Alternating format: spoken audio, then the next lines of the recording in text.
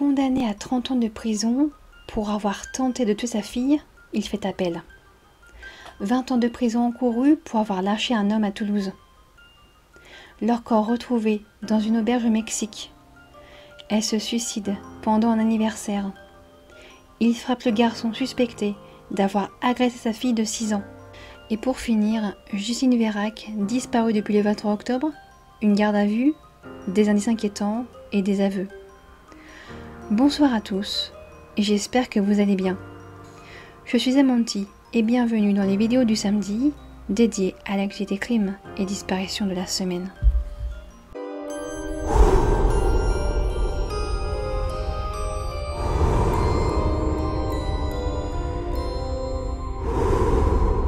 Il est condamné à 30 ans de prison pour avoir tenté de tuer sa fille, il fait appel.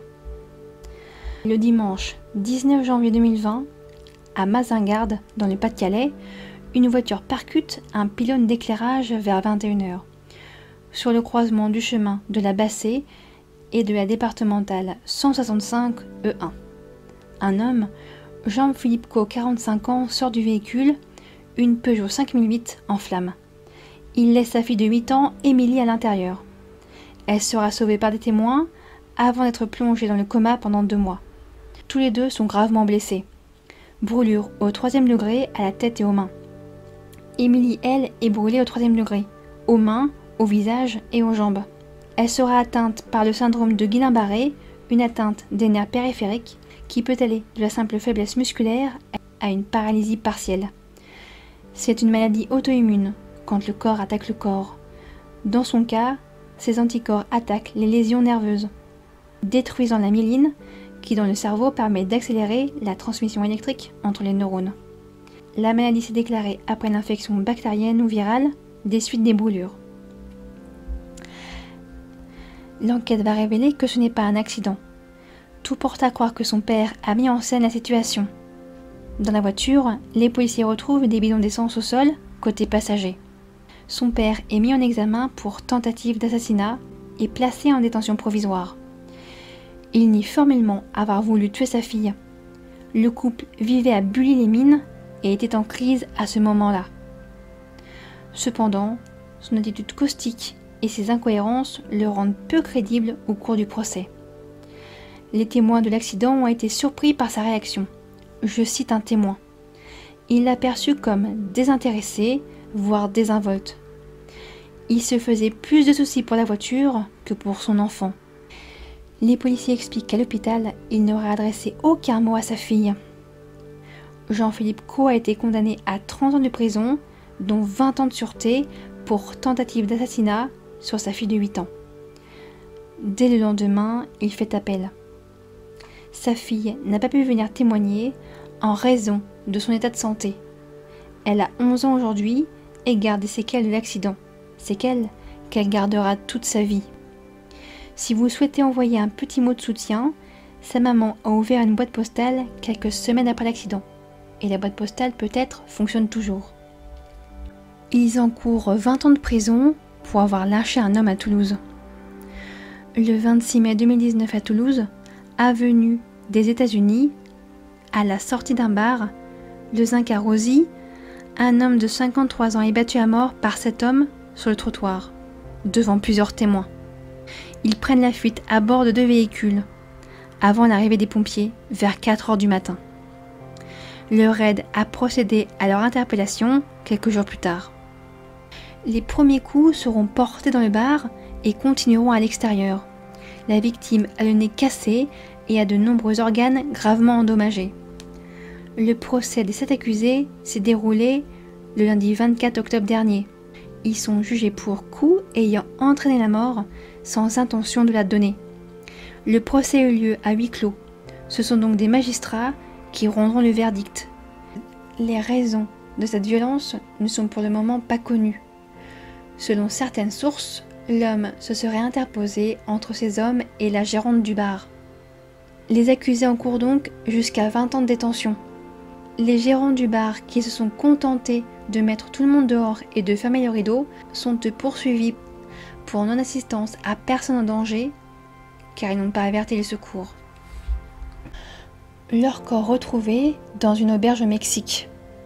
Michel Amado, 57 ans, et Asia Madjour, 50 ans, le couple de Français avait disparu depuis le 12 septembre dernier. Le mardi 18 octobre, 2 corps sont retrouvés enterrés à Valladolid, dans l'état du Yucatan au Mexique. Ils s'étaient installés au Mexique et géraient une auberge. C'est là que leurs corps ont été retrouvés, un mois après leur disparition. La piste de l'homicide semble privilégiée par l'enquête. Le dernier échange entre le couple et leurs proches était un appel téléphonique le 25 août. Après, ce ne sont que des messages qui annoncent qu'ils se rendent en vacances dans un centre spirituel, alors qu'ils sont censés remettre à neuf l'auberge. Selon la presse du Mexique, le crime aurait pu être commis par l'ancien propriétaire de l'auberge. L'enquête continue. Elle se suicide pendant un anniversaire. Dans la nuit du samedi 22 au dimanche 23 octobre 2022, une jeune femme de 22 ans se dispute avec le DJ ou son copain en fonction des sources au cours de la soirée d'anniversaire organisée dans une salle des fêtes du village de Beauvoir dans l'Oise. Elle quitte la soirée sans explication. Quelques minutes plus tard, vers 1h du matin, elle est retrouvée pendue sur la place du village, juste derrière l'église, sur la barre d'un but de handball avec son foulard. Les secours arrivent très vite sur les lieux, mais ne pourront pas la réanimer. Une enquête pour recherche des causes de la mort a été ouverte, mais les premières investigations excluent l'intervention d'un tiers. L'enquête continue. Il frappe le garçon suspecté d'avoir agressé sa fille de 6 ans. J'aurais pas dû le faire, mais je ne regrette en aucun cas de l'avoir fait. Le vendredi 21 au soir, à Roanne, une commune entre Lyon et Vichy, une mère de famille rentre dans la chambre de sa fille. Elle y aperçoit un jeune garçon, dans le lit, avec sa fille, en train de commettre des attouchements. Le garçon va apercevoir la mère, qui va très bien le voir et s'enfuit par la fenêtre. Les parents portent plainte le lendemain matin. Son père, à Nice, va dès lors rechercher le garçon en question et va le rencontrer. L'adolescent est hébergé dans un foyer proche de la résidence. Jusqu'à l'arrivée de la police, il sera roué de coups par 4 personnes. L'adolescent est placé en détention provisoire et encourt 10 ans de prison. Le papa de la fillette est sous le coup d'une enquête pour violence aggravée en réunion commise avec une arme par destination, car un câble électrique a été utilisé sur l'adolescent. Le père pourrait avoir jusqu'à 7 ans de prison.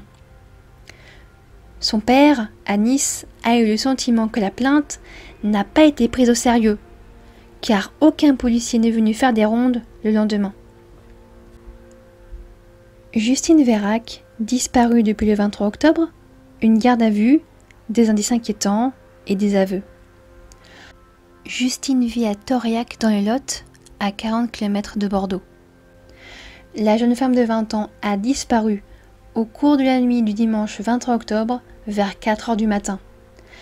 Elle était sur le parking de la boîte de nuit La Charrette à Brive-la-Gaillarde pour s'aérer un petit peu. Elle a bu un coup, ne se sentait pas bien et a demandé à sortir. Son nouveau petit copain l'attendait. Dans la voiture de Justine, restée garée sur le parking de la discothèque, les enquêteurs retrouvent certains de ses effets personnels. Selon des témoins, elle est aperçue pour la dernière fois en compagnie d'un jeune homme. Ce jeune homme a été identifié.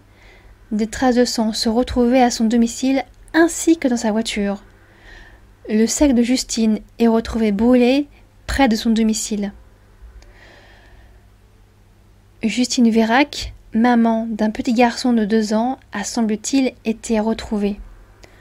Le suspect, un jeune ouvrier agricole de 21 ans, avoue avoir eu une relation sexuelle consentie, selon lui, tué et enterré la jeune femme dans son village de Bénan en Corrèze, dans un bois tout proche. Un corps a bien été retrouvé. Des analyses ADN sont en cours pour reconnaître formellement le corps. Selon les premières informations, le suspect et Justine se connaissaient, se sont rencontrés à plusieurs reprises, et se suivaient sur les réseaux sociaux. Mais les proches de Justine ne le connaissaient pas. Je vous remercie d'avoir regardé cette actualité jusqu'au bout. N'hésitez pas à partager votre ressenti en commentaire. Je vous donne rendez-vous mercredi prochain pour vous raconter l'histoire de la mort non résolue de Francis Simbart. Et vous invite ce mercredi soir au premier live de ma chaîne sur l'affaire Elisa Lam en collaboration avec Canal Disparition, Lily 911 et El Guil. Je vous souhaite un bon week-end, prenez soin de vous et de vos proches, et d'ici là, n'oubliez pas,